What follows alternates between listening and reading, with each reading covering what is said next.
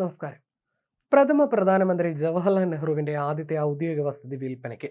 ലുട്ടിയൻസ് ബംഗ്ലാവ് 1100 കോടി രൂപയ്ക്ക് വിറ്റതായിട്ടാണ് ഒടുവിൽ പുറത്തുവരുന്ന വിവരം.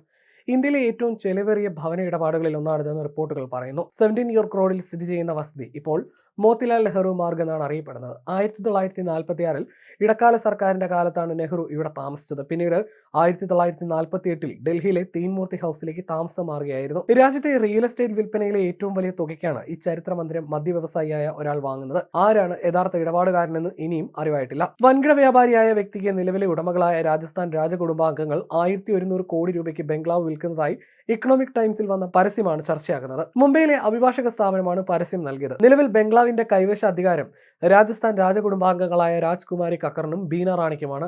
പുതിയ ഉടമസ്ഥരുടെ വിവരം വെളിപ്പെടുത്തിയില്ല. പകരം പ്രമുഖ വ്യവസായിയാണ് പുതിയ ഉടമസ്ഥർ എന്ന വിവരം മാത്രമാണ് പുറത്തുവിട്ടത്. വസ്തു അതിന്റെ പുതിയ ഉടമയ്ക്ക് കൈമാറ്റം ചെയ്യുന്നതിന്റെ അവസാന ഘട്ടത്തിലാണെന്നും ദി ഇക്കണോമിക് ടൈംസ് പറയുന്നു.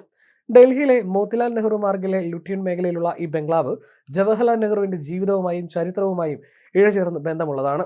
ഇടക്കാല ഗവൺമെന്റിന്റെ കാലത്താണ് നെഹ്റു ഇവിടെ താമസിച്ചത്. പിന്നീടാണ് പ്രധാനമന്ത്രിയുടെ ഔദ്യോഗിക വസതിയായ തീൻമൂർത്തി ഭവനിലേക്ക് മാറിയത്. 1964 മരിക്കുന്നതുവരെ അവിടെയാണ് താമസിച്ചത്. പിന്നീട് അത് നെഹ്റു മ്യൂസിയം ആക്കി മാറ്റി. ബംഗ്ലാവിന് 1400 കോടി രൂപയാണ് ഉടമകൾ വില പറഞ്ഞതെങ്കിലും 1100 കോടി രൂപയ്ക്കാണ് ഉറപ്പിച്ചതെന്ന് ദേശീയ മാധ്യമങ്ങൾ പറയുന്നു. 3.7 ഏക്കറിൽ 14,973.383 ചതുരശ്ര മീറ്റർ വിസ്തീർണത്തിലാണ് ബംഗ്ലാവ്. വാങ്ങുന്ന വ്യക്തിയുടെ അഭിഭാഷക സ്ഥാപനം പുറത്തിറക്കിയ നോട്ടീസിലൂടെയാണ് വിവരം പുറത്തറിഞ്ഞത്.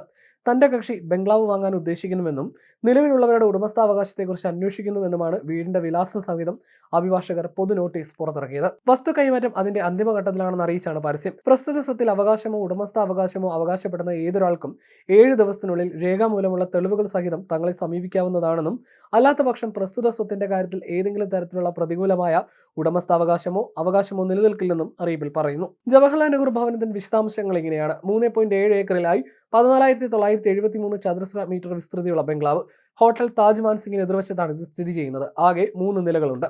1912നും 1930നും ഇടയിൽ ബ്രിട്ടീഷ് ആർക്കിടെക്ട് എഡ്വിൻ ലിയൂട്ടൻസ് രൂപകൽപ്പന ചെയ്തതാണിത്. മുമ്പ് വാടകയ്ക്ക് നൽകിയിരുന്ന കെട്ടിടം നിലവിൽ ഒഴിഞ്ഞെടുക്കുകയാണ്. മന്ത്രിമാർ, ജഡ്ജിമാർ, മറ്റ് സർക്കാർ ഉദ്യോഗസ്ഥർ എന്നിവർ താമസിക്കുന്ന ഏകദേശം 3000 ബംഗ്ലാവുകൾ ഈ മേഖലയിലുണ്ട്. ഇന്ത്യയിലെ ഏറ്റവും ധനികരായ വ്യക്തികളുടെ സ്വകാര്യ ഉടമസ്ഥതയിലുള്ള 6000-ലധികം സ്വത്തുക്കളും പ്രദേശത്തുണ്ട്.